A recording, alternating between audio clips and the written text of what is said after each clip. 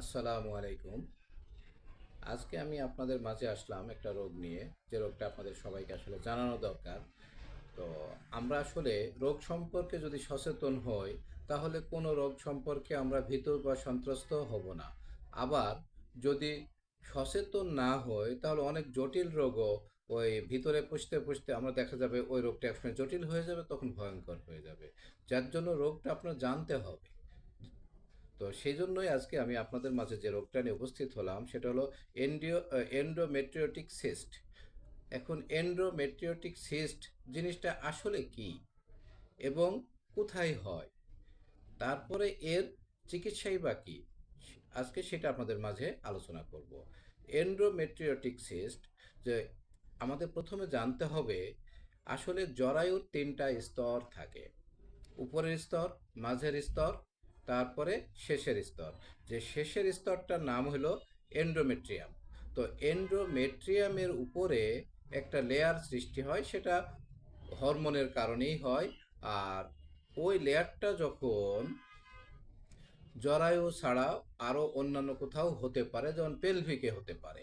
তো পেলভিকের ভিতরে পড়তেছে আপনার ওভারি, তারপরে ফ্যালোপিয়ন টিউব। যদি এই স্তরটা আপনার ওভারিতে যে জমা হয়, তখন ওভারিটা ড্যামেজ হয়ে যায়, তখন ভালো ডিম সৃষ্টি হতে পারে না। ওভারিকে আসলে বাংলা ভাষায় বলা হয় ডিম্বাণু। তো যেখানে ডিম সৃষ্টি হয় মহিলাদের, তো যদি ওখানে এই লেয়ারটা সৃষ্টি হয়, তাহলে ওভারি বা ডিম্বাণুটা ড্যামেজ হয়ে যায়। তখন আর সেখান থেকে ভালো ডিম আশা করা যায় না, ইভেন দেন ডিম সৃষ্টিই হয় না। তখন ওই মহিলা আর কখনোই মা হতে পারবে না। আবার যদি এই লেয়ারটা বা স্তরটা ফ্যালোপিয়ন টিউবের ভিতরে সৃষ্টি হয়, তাহলেও ফ্যালোপিয়ন টিউবটা ব্লক হয়ে যাবে। আর ফ্যালোপিয়ন টিউবটা ব্লক হলেও একজন মহিলার মা হওয়ার ক্ষমতা হারিয়ে যায়। তো আমাদের দুই পাশে দুইটা ফ্যালোপিয়ন টিউব থাকে। যদি একটা ব্লক হয়, আর এক পাশে চান্স থাকে। আবার ঠিক ওভারিও দুই পাশে দুটা থাকে।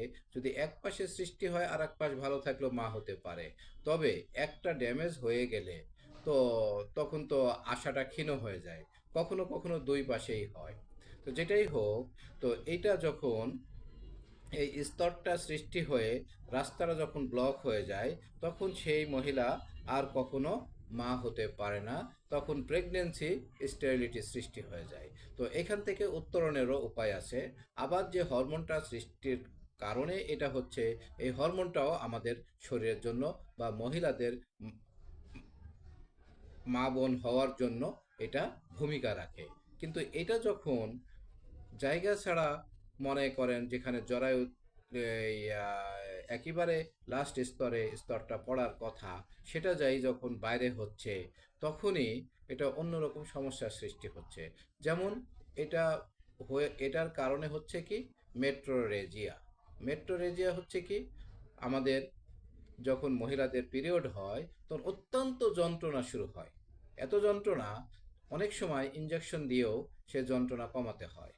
আবার কারো কারো দেখা যায় পিরিয়ডটা ঠিক মতো হচ্ছে না, 2 মাস 3 মাস পার হয়ে যাচ্ছে, তারপরেও পিরিয়ডটা হচ্ছে না। তো এই কাজগুলি আসলে ওই যে এন্ডোমেট্রোসিস যে লেয়ারটা পড়ে, এই লেয়ারের কারণেই হয়। তো সেজন্য এখান থেকে যদি কারো হয়ে যায়, তা আমি বলবো এই আপনাদের অঙ্গটা ফেলে না দিয়ে হোমিওপ্যাথি ট্রিটমেন্ট নেন।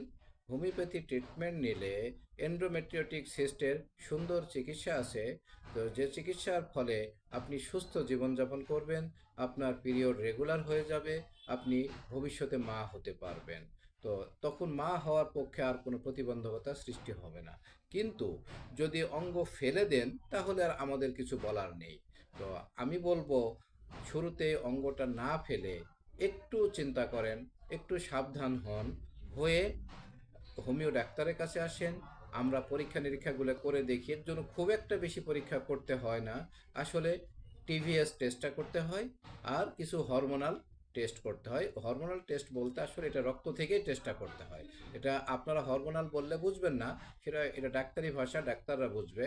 কিন্তু আমি আপনাদের ক্লিয়ারের জন্য বলতেছি, হয়তো সামান্য কিছু রক্ত টেস্ট করতে হয় কয়েকটা, আর একটা টিভিএসটা একটা ওয়ান কাইন্ড অফ আলট্রাসোনোগ্রাফি। তো এটা করে একজন ডাক্তার সঠিকভাবে সিদ্ধান্ত নিতে পারে যে আসলে কোন হরমোনটা আপনার ইমব্যালেন্স হয়েছে। তো যদিও আমরা জানি যে কোন দুইটা হরমোনের কারণে আপনার এটা হচ্ছে, তারপরেও একটু ছোটোখাটো পরীক্ষা করে নিয়ে কনফার্ম হয়ে সেখানে মেডিসিন অ্যাপ্লাই করলে আপনার ওই ওভারিটা আর ড্যামেজ হবে না, আপনি মা হওয়ার সম্ভাবনাটা আর নষ্ট হবে না। ফ্যালোপিয়ান টিউবের ভিতরে এরকম সিস্ট ভালো হয়ে যাবে এবং আপনি সুখময় জীবনযাপন করবেন, আপনার মা হওয়ার সম্ভাবনা নষ্ট হবে না।